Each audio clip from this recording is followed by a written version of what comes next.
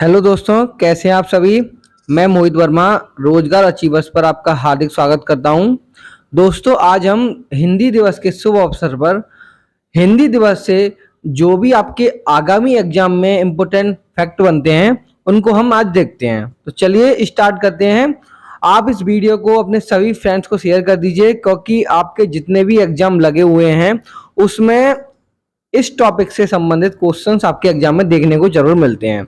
और हिंदी दिवस के बारे में बात करें तो हिंदी दिवस 14 सितंबर को हिंदी दिवस मनाया जाता है। आपको पहले तो ये याद रखना होगा।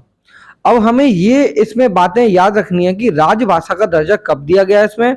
तो 14 सितंबर 1949 संविधान सभा द्वारा, आपको ये याद रखना होगा। नेक्स्ट है कि पहला हिंदी दिवस कब मनाया गया। तो 14 सितंबर 1953 से शुरू हुआ ये, आपको ये याद रखना होगा। नेक्स्ट है कि अनुच्छेद क्या है इसका। अनुच्छेद 343 वन में हिंदी को राजभाषा का उल्लेख के रूप में जाना जाता है, आपको ये याद रखना होगा। अब हम बात करें अनुसूची के बारे में, तो अनुसूची क्या है, 8वीं अनुसूची में इसका उल्लेख है। 22 भाषाएं हैं और शुरुआत में इसमें 14 भाषाएं थी, आपको ये याद रखना होगा। अब हम बात करें लिपि क्या है। लिपि देवनागरी लिपि है। अब हमें ये भी इसमें एक चीज याद रखनी होगी कि विश्व हिंदी दिवस कब मनाया जाता है। तो ये 10 जनवरी। हम इससे पहले राष्ट्रीय हिंदी दिवस के बारे में चर्चा कर रहे थे और ये है विश्व हिंदी दिवस 10 जनवरी। अब हम कुछ इंपोर्टेंट फैक्ट पढ़े हैं इसमें, तो इसमें यह है कि भारत की राजभाषा हिंदी और संघ की कार्यकारी भाषा हिंदी और अंग्रेजी दोनों है। भारत की राजभाषा हिंदी है, पर संघ की जो कार्यकारी भाषा है वो हिंदी अंग्रेजी दोनों है। प्रत्येक वर्ष 14 सितंबर को पूरे भारत में सरकारी दफ्तरों, संस्थानों, विद्यालयों में हिंदी दिवस मनाया जाता है, आपको ये याद रखना होगा। हिंदी आज विश्व की तीसरे सबसे अधिक बोली जाने वाली भाषा है, आपको ये भी फैक्ट इसमें याद रखना होगा। अब हम बात करते हैं संविधान में हिंदी से जुड़े अनुच्छेद।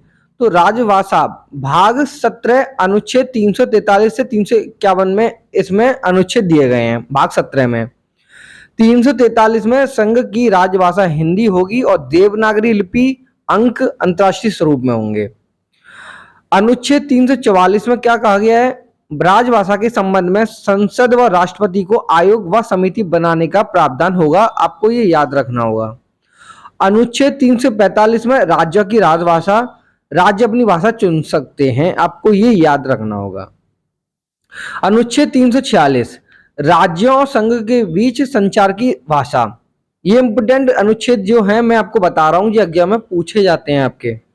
अनुच्छेद 347 किसी भाषा को अल्पसंख्यक की मांग पर मान्यता देना, 347 अनुच्छेद में कहा गया है ये। अनुच्छेद 348 में सर्वोच्च न्यायालय व उच्च न्यायालय की भाषा अंग्रेजी, राष्ट्रपति की अनुमति पर हिंदी राज्य भाषा।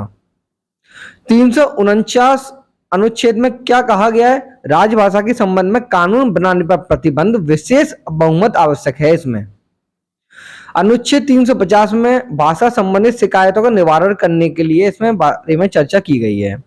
अनुच्छेद 350 ए में प्राथमिक शिक्षा मातृभाषा में देने की व्यवस्था की गई है। अनुच्छेद 350 बी में भाषाई अल्पसंख्यकों के लिए विशेष अधिकारी नियुक्त किए गए हैं। अनुच्छेद 351 में क्या कहा गया है, हिंदी भाषा का विकास, देश की संपर्क भाषा बनाने का निर्देश दिया गया है इसमें।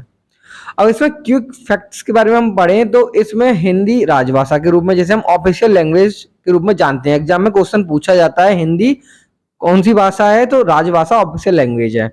अनुच्छेद 343 से 351 राजभाषा और भाषाई प्रावधान दिए गए हैं इसमें। लिपि देवनागरी है। हिंदी दिवस 14 सितंबर को मनाया जाता है। विश्व हिंदी दिवस 10 जनवरी को मनाया जाता है। ये कुछ इंपोर्टेंट फैक्ट थे आपके लिए आज हिंदी दिवस से संबंधित। गाइस, आप सभी रोजगार